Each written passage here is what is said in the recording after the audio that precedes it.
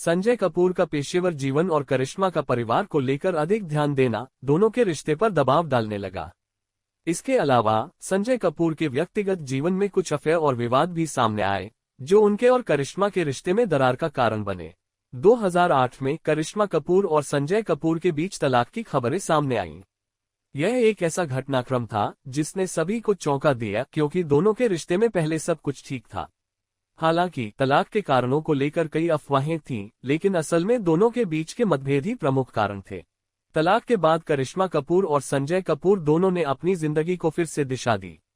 हालांकि तलाक के बाद दोनों ने अपनी जिंदगी में बदलाव किए और करिश्मा ने अपने करियर को फिर से शुरू किया। वह अपनी दोनों बच्चों के साथ खुश रहने की कोशिश करती रहीं। करिश्मा कपूर ने तलाक के बाद भी बॉलीवुड में अपनी वापसी की कोशिश की और वह कुछ समय तक फिल्मों में नजर आईं। हालांकि वह पहले की तरह फिल्मों में व्यस्त नहीं हुई और अपने बच्चों की देखभाल में अधिक समय बिताती रही। करिश्मा कपूर और संजय कपूर के 2 बच्चे हैं, समायरा कपूर और कियान कपूर। तलाक के बाद दोनों ने मिलकर बच्चों की अच्छे से देखभाल की और उनके पालन पोषण के लिए दोनों जिम्मेदार रहे। निष्कर्ष: करिश्मा कपूर और संजय कपूर का रिश्ता शुरू में बहुत ही प्यारा और सफल नजर आता था, लेकिन समय के साथ इसमें दरारें आ गईं। उनका तलाक ये दर्शाता है कि कभी कभी प्यार के बावजूद रिश्तों में समस्याएं आ सकती हैं।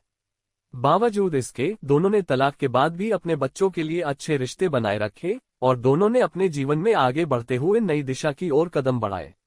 ये कहानी यह भी बताती है कि किसी भी रिश्ते में सिर्फ प्यार ही नहीं, बल्कि समझदारी, सामंजस्य और समय का सही संतुलन भी बहुत जरूरी होता है।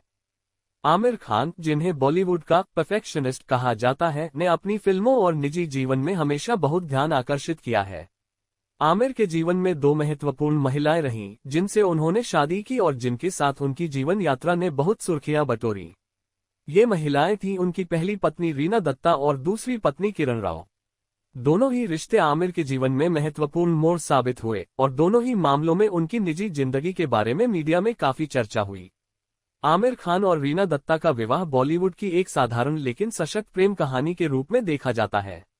रीना और आमिर की मुलाकात बहुत पहले हुई थी, जब आमिर बॉलीवुड में नए थे।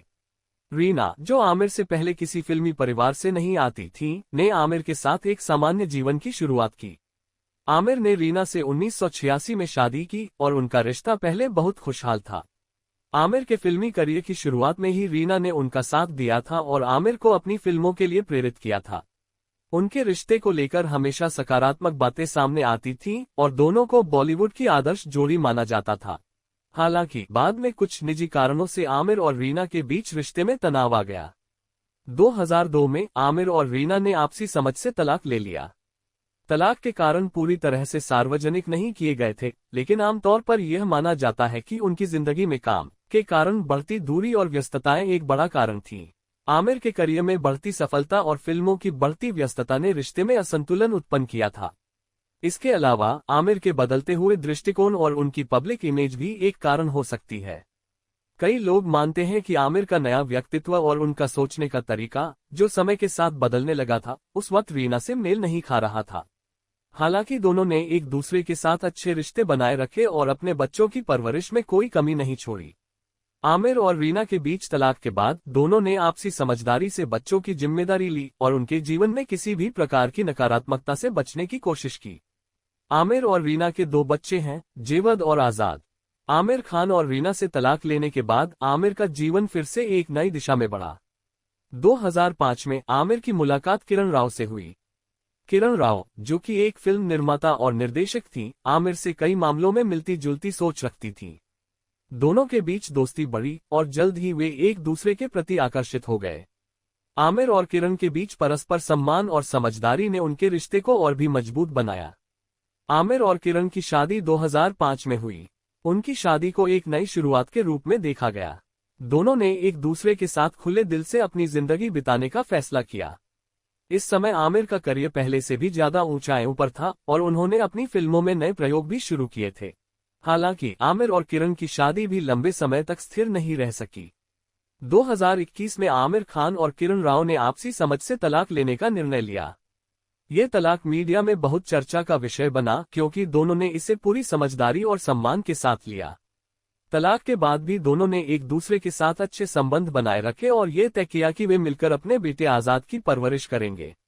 आमिर और किरण ने ये स्पष्ट किया कि उनका तलाक किसी भी प्रकार के विवाद का परिणाम नहीं था, बल्कि यह एक समझदारी से लिया गया फैसला था।